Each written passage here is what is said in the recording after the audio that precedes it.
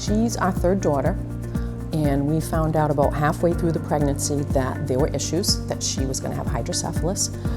So we prepared for that. Came home, noticed when she was home, just a few months old, that she had a leg length discrepancy, and also that her shoulder was different. Long story short, after seeing different doctors and specialists, we landed at University.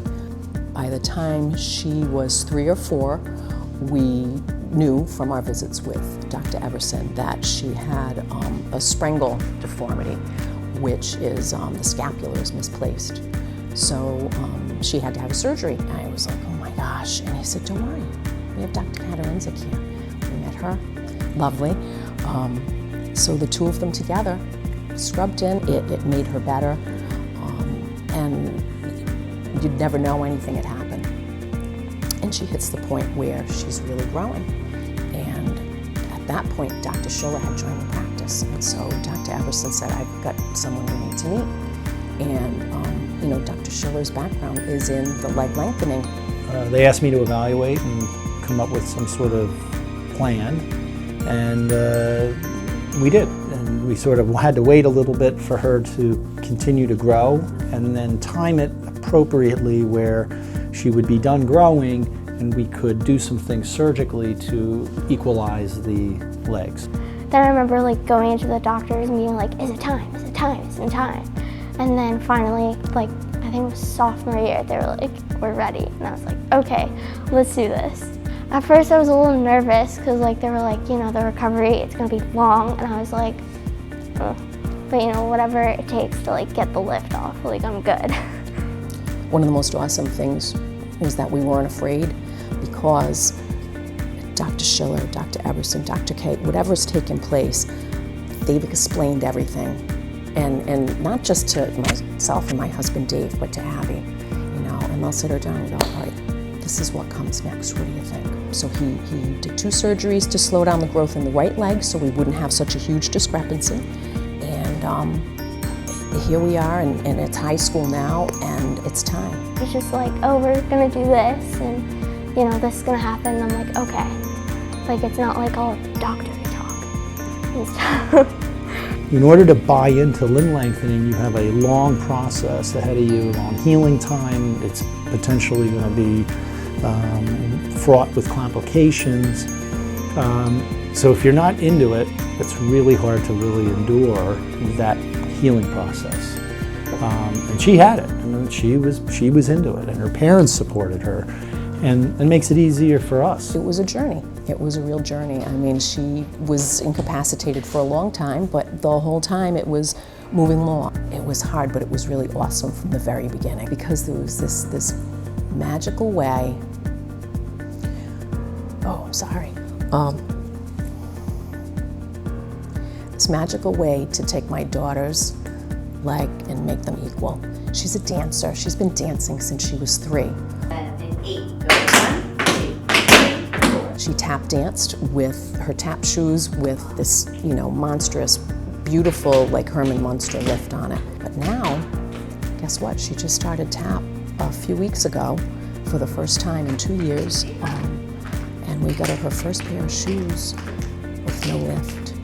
It feels so good to dance again.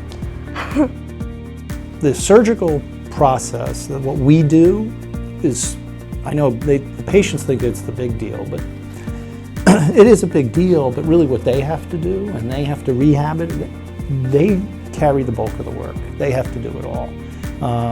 So we get credit, but in the end, she's the one that gets the credit because she did the most. She had to rehab her shoulder, she had to rehab her lower extremities, and because she, you know, bought into the process, she's doing as well as she is. You just want them to be the best that they can be. And, you know, it's like a miracle. Who thought? You know, after we brought her home from the hospital and she's just a few months old and you see who thought that she would ever have her legs equal again and they would be beautiful and perfect.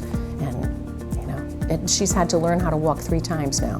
The first time we taught her how to walk, but the other 2 times it was here at PT at University with Mike McMahon.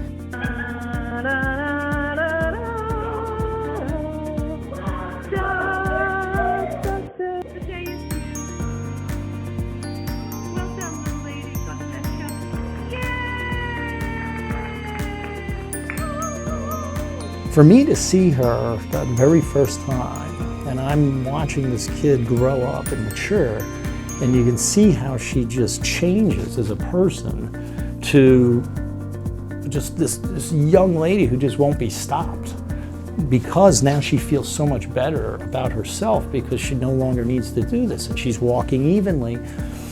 That's big for me. I mean, that's why I do what I do. It's quality of life, it's confidence, all those things that they've given our daughter, the peace of mind with us, you know, for all the surgeries she's had with them. I mean, we've never worried because Dr. Schiller, you're right there, and Epperson, you're right there, and Dr. K, you're right there, and you guys are phenomenal. And there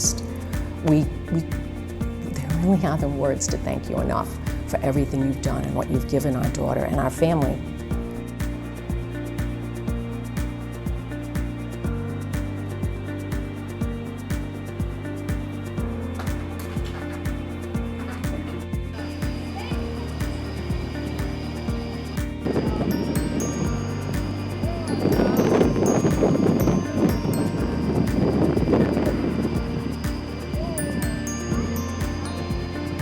She got to see, here I am. I remember that. I remember being on that side. I remember looking over here. Many nights in the hospital. Pain, rehab, the whole thing. Non-weight bearing, casts, crutches, you name it. And all of that came to the forefront where now she could see on this side, oh, I'm here. I did it. I did it. She had crossed the finish line.